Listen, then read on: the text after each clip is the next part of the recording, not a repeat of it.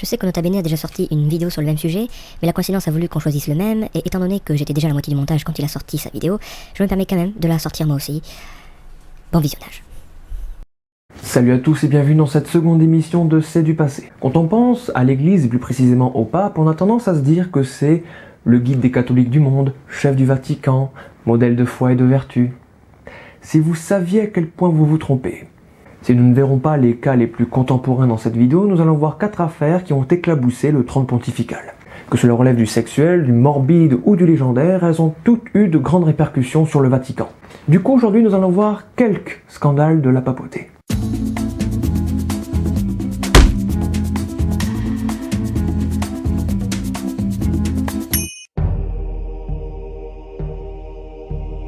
Commençons par un scandale morbide ayant lieu à la toute fin du 9e siècle.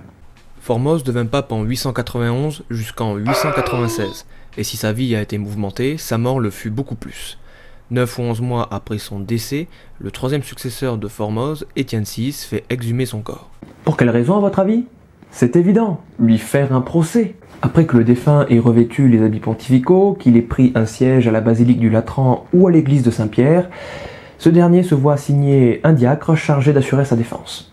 Le concile rassemblé doit juger des faits datant du pontificat de Formose. Formose fut excommunié en 872 pour ne pas avoir obéi au pape Jean VIII, et peut-être avoir conspiré contre lui. L'excommunication fut levée en 878 en échange de sa parole de ne pas retourner à Rome et de ne plus exercer de fonctions ecclésiastiques.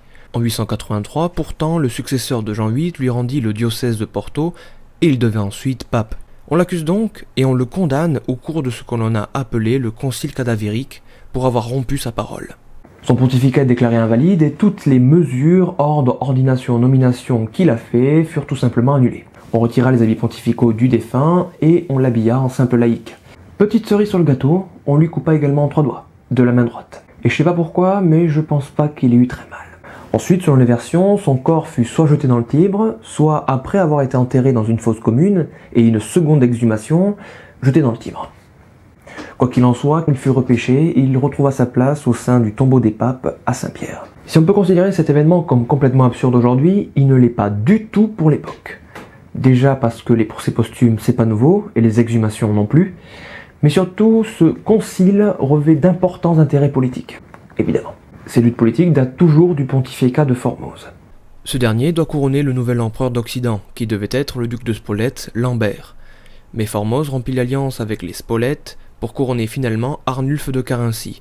S'ensuivit une lutte entre les partisans de Formose, les Formosiens, et ceux de Spolète, les Spolétains, qui sont à l'origine du concile cadavérique.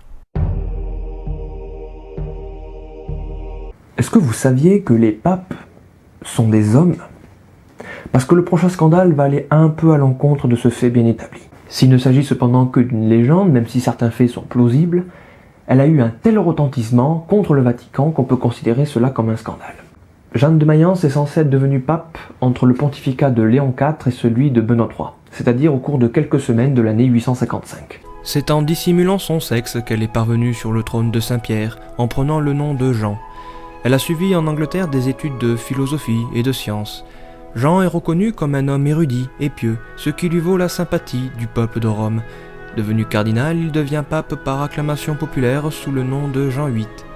Cependant, ce pape que le peuple appréciait tant ne sort que très rarement du palais, jusqu'à la procession à cheval de la Fête-Dieu ou de l'Ascension, ou alors que Jean VIII salue la population, il se met à gesticuler de douleur, et la foule présente peut alors voir, d'entre les jambes du pape, tomber un enfant.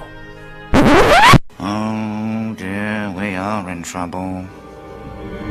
Il y a plusieurs versions sur le sort de Jeanne. La première dit qu'elle est morte en couche avec son bébé. La seconde dit qu'elle est exilée de Rome car elle ne peut plus accomplir son devoir de pape au vu de son sexe. La troisième, celle qui revient le plus souvent, dit qu'elle est amenée à l'extérieur de Rome par la foule et qu'elle est lapidée. À mort, bien sûr. Toujours selon la légende, l'Église met en place un rite fantaisiste pour les nouveaux papes élus. Il s'agissait de vérifier la virilité du pape en envoyant le plus jeune des cardinaux examiner les bijoux de famille pontificaux à travers une chaise percée. Une fois cela vérifié, le cardinal pouvait s'exclamer « Duos habet et bene pendantes », qui se traduit par « il en a 2 et bien pendantes ».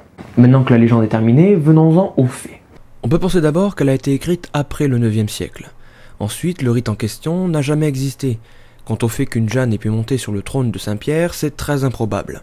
Déjà parce qu'il n'y a aucune période assez longue dans l'histoire des papes où l'on peut insérer son pontificat, et deuxièmement, c'est parce qu'elle n'apparaît dans aucun papier officiel du Vatican. Cependant, la légende est reprise lors des grandes crises de l'Église, comme lors du grand schisme d'Occident de 1378 ou lors de la Réforme protestante. La légende de la papesse Jeanne inspira la comparaison de la personne du pape à la prostituée de Babylone à la période moderne. Quant à l'origine du mythe, deux explications peuvent intervenir. Elle a pu être inspirée par le vrai pape Jean VIII, qui, incapable de prendre des décisions fortes face à l'église de Constantinople, s'est vu attribuer le surnom de papesse Jeanne. Elle a pu aussi être inspirée par des femmes qui ont dominé le Vatican au début du Xe siècle. Imaginez un monde où le Vatican est dominé par des prostituées. Et ce monde-là, c'est sur la pornocratie de 904 à 963.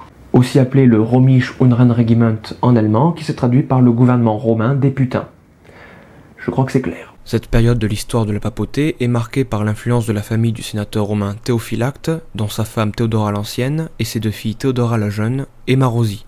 En 904, le pape Serge III prend pour maîtresse la petite Marosie, âgée de 13 ans, qui a été poussée par sa mère dans cette voie. À partir de cet instant, les papes qui étaient des incompétents et des laïcs, dans le sens où ils n'ont pas reçu les responsabilités du clergé, se sont vus sous la coupe des deux sœurs courtisanes. Après la mort du successeur de Serge III, les deux femmes décident de qui monte sur le trône pontifical ou non. Ce sera d'abord leur favori commun, Landon, puis celui de Théodora la Jeune, Jean X, qui aura le pontificat le plus long de la période, de 914 à 928. Mais Marosie n'est pas très contente, puisque ce n'est pas son favori qui est monté sur le trône. Du coup, elle va décider de mettre au fer Jean X et de le faire étouffer.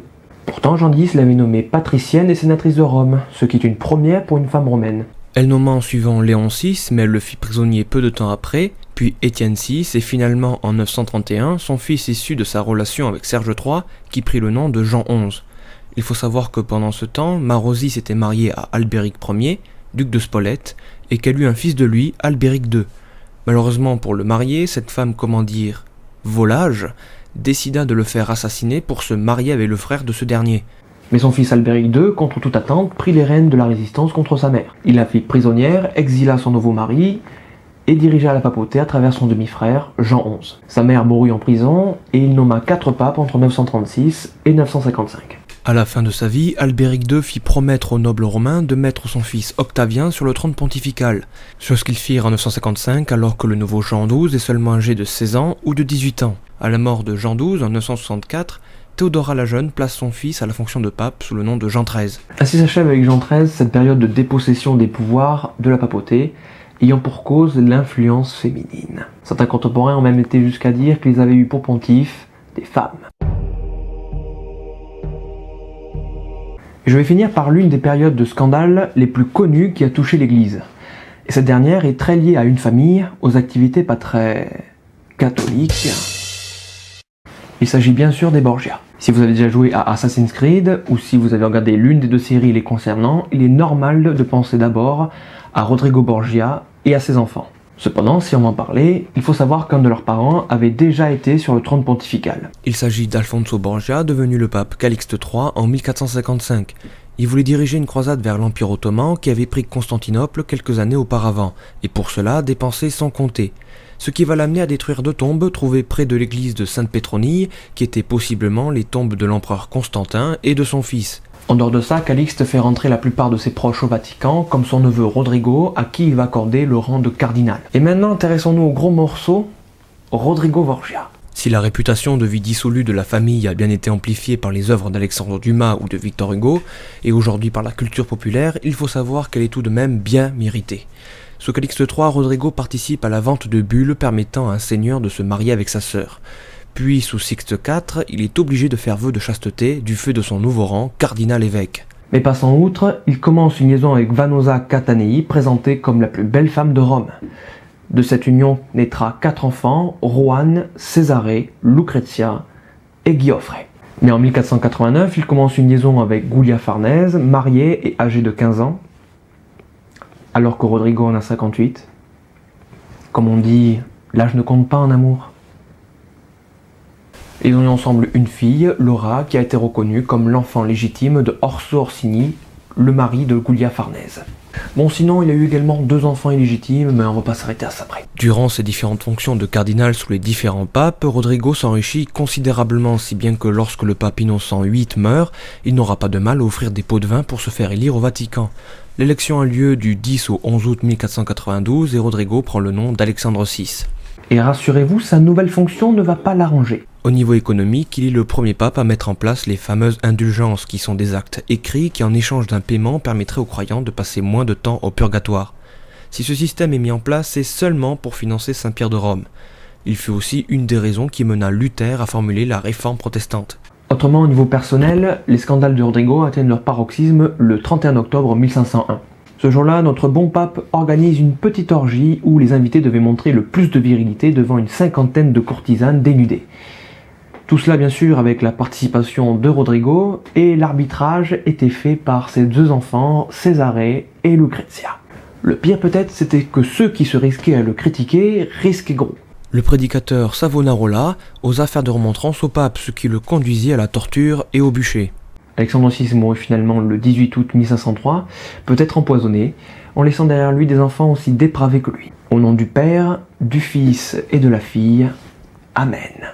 Merci d'avoir regardé cette vidéo, si elle vous a plu, n'hésitez pas à vous abonner, à mettre un petit pouce bleu, à partager. Quant à moi, je vous dis à bientôt, et n'oubliez pas une chose, c'est que l'histoire, ce n'est pas que du passé. Ciao.